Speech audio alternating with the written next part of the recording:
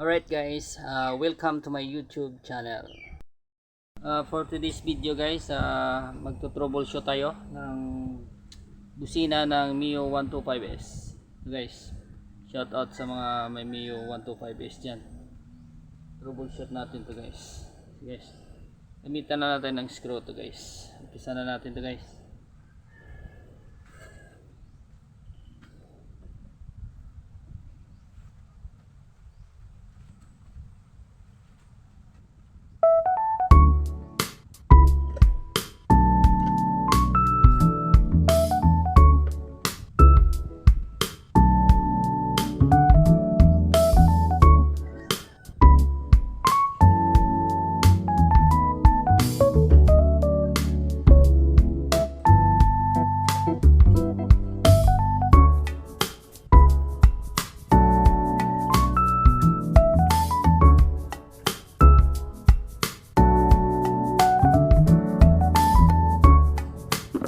Tanggalan natin yung apat na screw nito guys.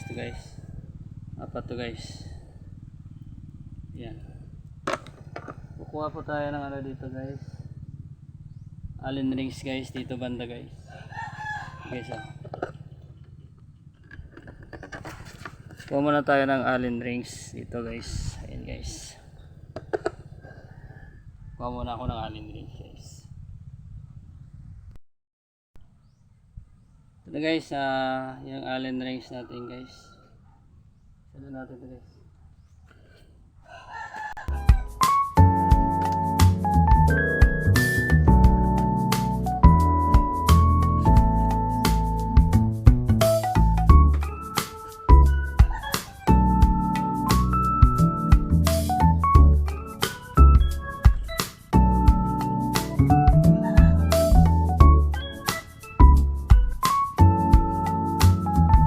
Guys, Allen rings.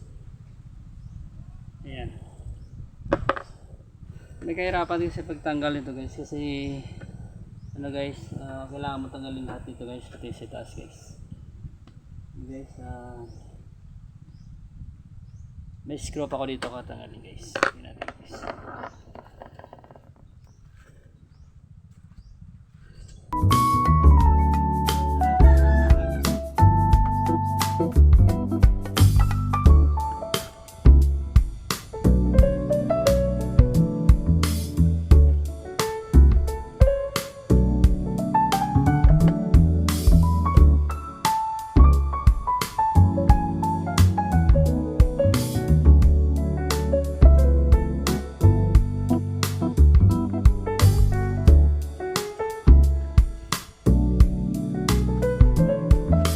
Sa ilalim dito banda guys, huwag niyo kalimutan dito guys, merong ano dito guys, merong screw pa rin dyan. Yan ito guys, may screw tayo dyan. Yan, kalimutan niyo guys, sa ilalim.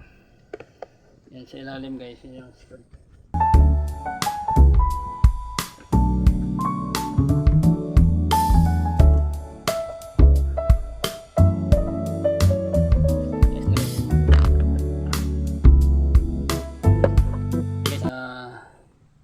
Baklasin na natin guys. Ito na guys.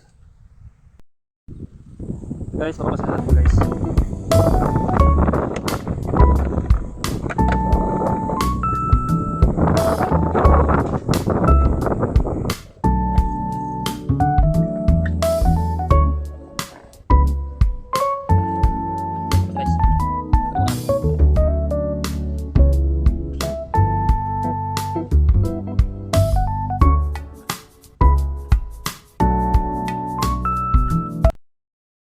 Baklasin natin guys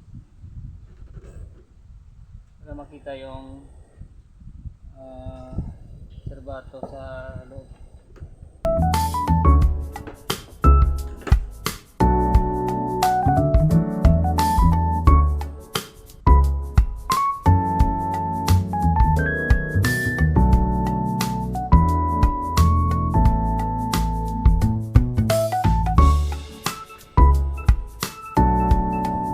Guys, matatanggal nyo lang to guys kasi may lock lang dito guys. Matatanggal yung buo guys.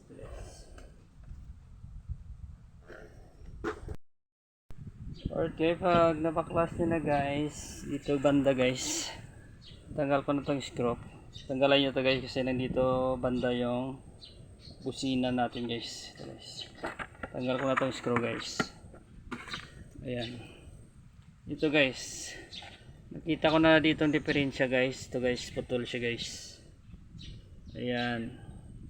Kaya pala hindi tumutunog yung busina ko.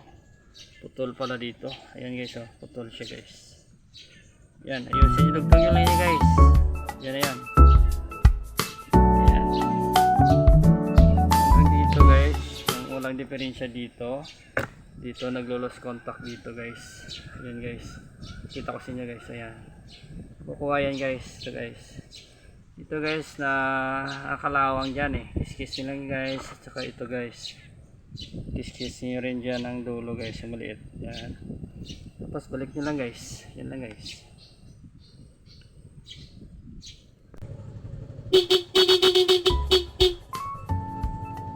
Yan guys. Ayan guys, sana may natutunan kayo para hindi na kayo gumasto pa. Ayan. See you in my next video. Goodbye.